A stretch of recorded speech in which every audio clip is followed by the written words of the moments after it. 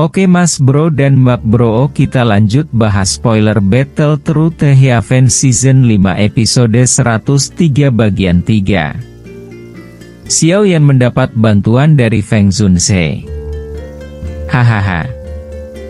Saya benar-benar tidak menyangka bahwa Anda akan maju ke kelas Douzong dalam waktu 3 bulan.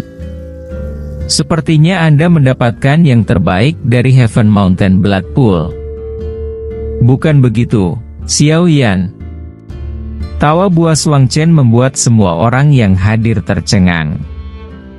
Sesaat kemudian, suara muncul saat mata yang tak terhitung jumlahnya membawa ketidakpercayaan dan berhenti di Xiao Yan, yang tiba-tiba berhenti di arena. Xiao Yan. Xiao Yan yang memiliki dendam dengan Wind Lightning Pavilion. Xiao Yan yang dengan paksa menghancurkan formasi 9 penjara petir surgawi yang ditempatkan oleh 3 tetua agung dari Pavilion Utara Angin Petir. Orang yang lolos dari tangan Fei Tian, Lei Zunze dan yang lainnya di kursi VIP tercengang saat mereka melihat kebisingan di seluruh tempat. Sesaat kemudian, mereka akhirnya pulih. Senyum di wajah mereka juga perlahan ditarik saat mereka menatap Xiao Yan di arena dengan wajah tanpa ekspresi. Jari Lei Zunze dengan lembut menepuk sandaran tangan. Suara kecil itu memberikan perasaan yang sangat menekan. Fei Tian, apakah dia Xiao Yan itu? Fei Tian berjubah perak buru-buru bangun ketika dia mendengar kata-kata Lei Zunze.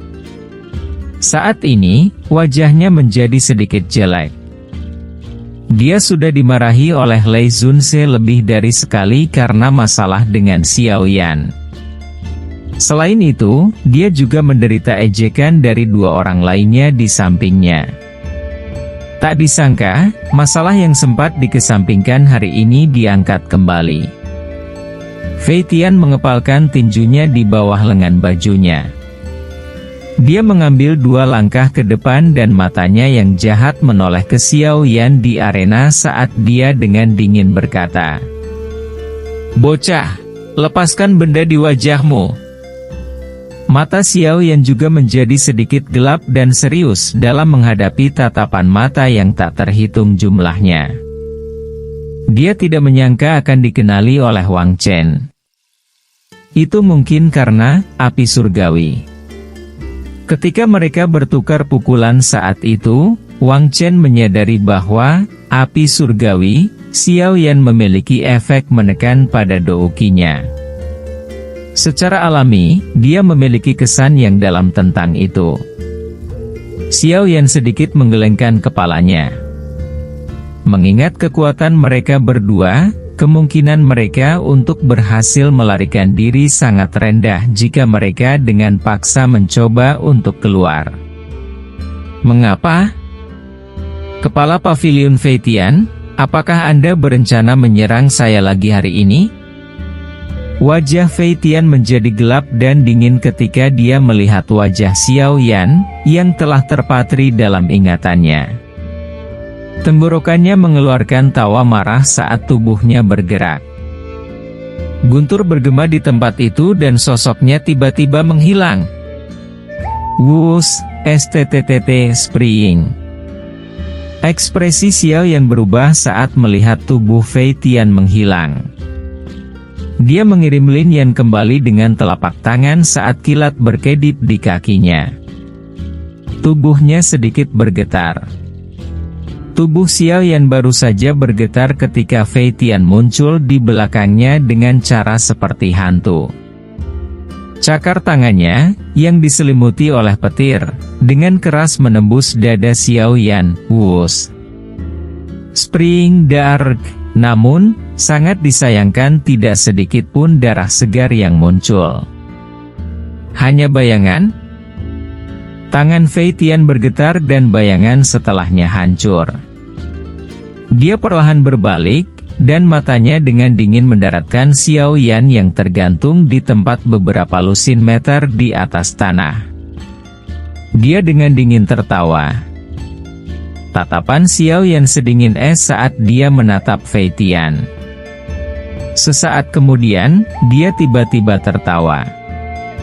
Matanya terangkat saat dia melihat Lei Zunse tanpa ekspresi di kursi VIP. Dia mengejek. Hahaha. Bocah ini benar-benar licik. Jian Zunse tertawa pelan sebelum melirik Lei Zunse di sampingnya, yang tetap tanpa ekspresi. Fei Tian sedikit mengernyit saat mendengar tawa ini. Status antara Xiao Yan dan dia sangat berbeda. Saat itu, dia tidak punya pilihan selain menyerang. Tak disangka Xiao Yan masih berhasil melarikan diri. Ini telah menyebabkan dia kehilangan wajah yang hebat. Karena inilah dia tidak dapat mengendalikan dirinya sendiri, dan telah meluncurkan serangan saat dia melihat Xiao Yan. Namun, dia merasa sulit untuk membuat keputusan tentang apa yang harus dia lakukan setelah dia menemukan alasannya. Jika dia benar-benar bertindak ketika orang lain tidak melakukannya, dia pasti akan berakhir dengan reputasi menindas yang lemah. Paviliun petir angin bukanlah paviliun musim semi kuning. Ia tidak menginginkan reputasi seperti itu. Fei Tian berjuang sejenak di dalam hatinya sebelum ekspresi kejam akhirnya melintas di wajahnya. Xiao Yan ini telah menyebabkan Wind Lightning Northern Pavilion-nya kehilangan reputasinya. Dia pasti tidak akan membiarkan Xiao Yan pergi hari ini. Setelah Fei Tian mengambil keputusan di dalam hatinya, kekuatan yang agung dan menakutkan perlahan terbangun dari dalam tubuhnya. Di bawah daya tarik aura yang menakutkan ini, lapisan awan di langit yang jauh mengeluarkan suara gemuruh. Petir perak berkedip di dalam mereka saat guntur terdengar. Mata Xiao Yan tenggelam saat melihat ini. Dia tidak menyangka orang tua ini akan rela berakhir dengan reputasi buruk dengan bersikeras menyerangnya. Xiao Yan, lari!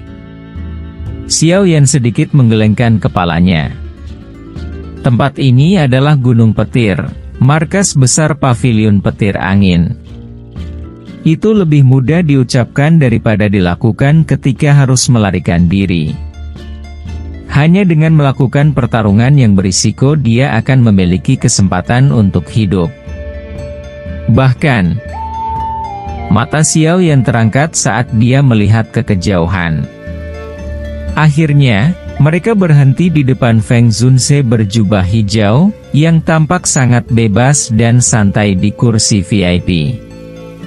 Apakah orang ini orang yang dapat dipercaya seperti yang dikatakan gurunya? Xiao Yan tentu saja tidak akan mengumumkan nama Yao Lao di depan umum. Segera, dia menarik napas dalam-dalam, menangkupkan kedua tangannya, dan berkata dengan suara yang dalam. Feng Zunse, diri kecil ini ingin kamu melihat sesuatu. Feng Zunse terkejut saat melihat Xiao Yan tiba-tiba berbicara dengannya. Dia segera tersenyum dan berkata, anak kecil, masalah ini antara Anda dan Wind Lightning Pavilion, dan sepertinya tidak ada hubungannya dengan diri saya yang terhormat, Do Uzun. Xiao Yan menyeringai. Dia melepas cincin hitam kuno, yang ditinggalkan Yao Lao, dari jarinya. Setelah itu, dia melemparkannya ke Feng Zunse. Jika dia memang seperti yang dijelaskan Yao Lao dan layak untuk dipercaya sepenuhnya, tindakan Feng Zunse selanjutnya harus membuktikan sesuatu. Tentu saja, jika hasilnya berbeda dari apa yang dibayangkan Xiao Yan, Xiao Yan masih akan menyelesaikan masalah masa depan sendiri. Feng Zunse mengernyitkan alisnya dan memandang benda hitam pekat yang terbang di atas. Di bawah tatapan yang tak terhitung jumlahnya, Feng Zunse meraih barang itu dengan tangannya. Setelah itu, dia perlahan membuka tangannya. Cincin hitam pekat yang tidak biasa familiar tergeletak di dalamnya. Senyum tipis di wajah Feng Zunze perlahan menegang saat matanya melihat cincin hitam itu. Pada saat yang sama, tampak seolah-olah seluruh stadion telah diam. Saat ini, tubuh Feng Zunze sepertinya berubah menjadi patung. Matanya kusam saat dia menatap tajam ke cincin dengan jejak spiritual yang dalam.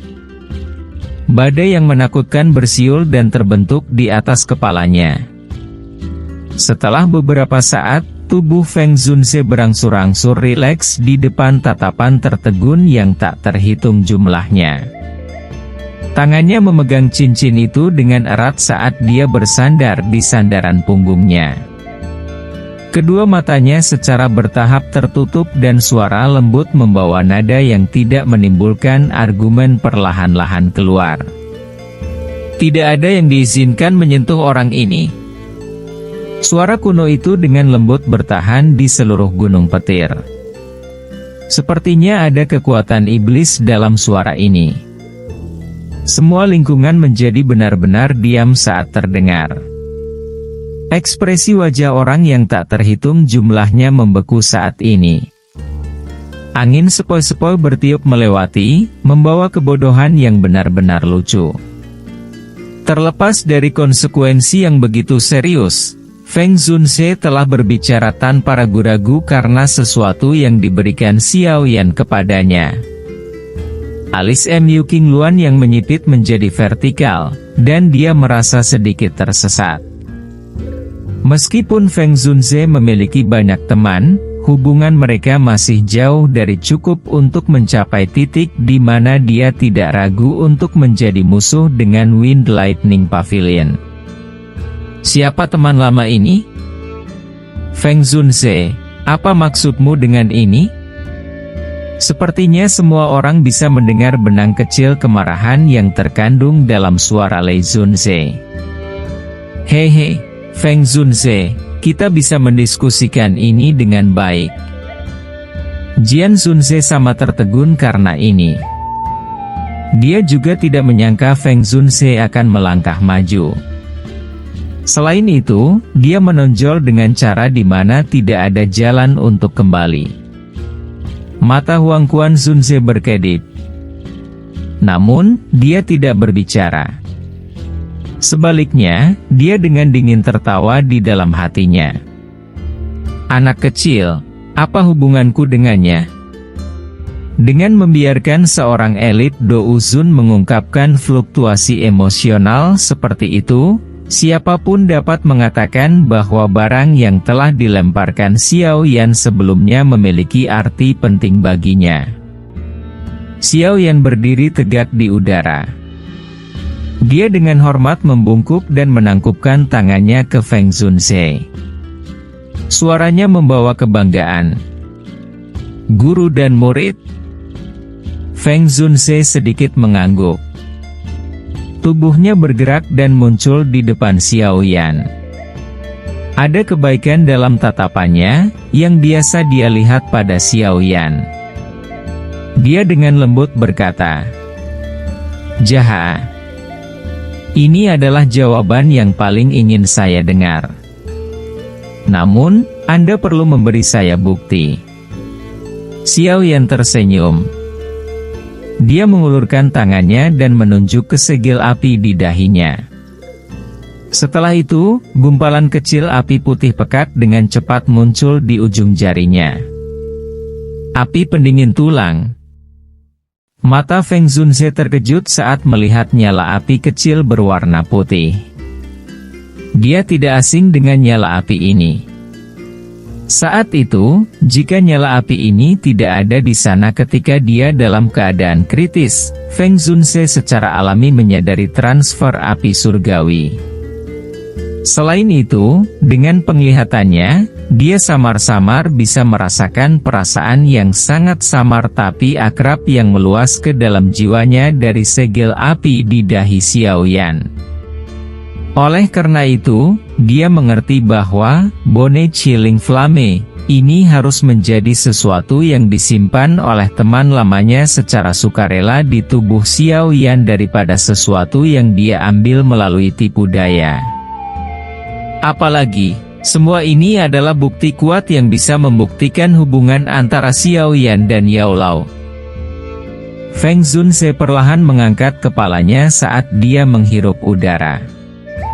Suaranya paros saat dia berkata, "Orang tua, kamu telah membuatku sulit untuk menemukanmu selama ini."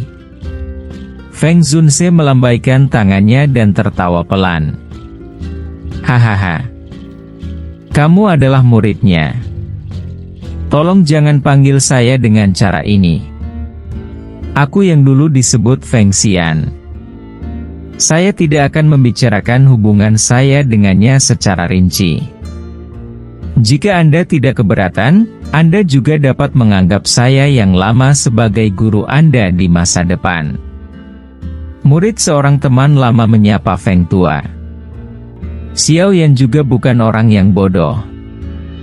Dia secara alami mengerti karena buru-buru menyambutnya dengan sikap hormat.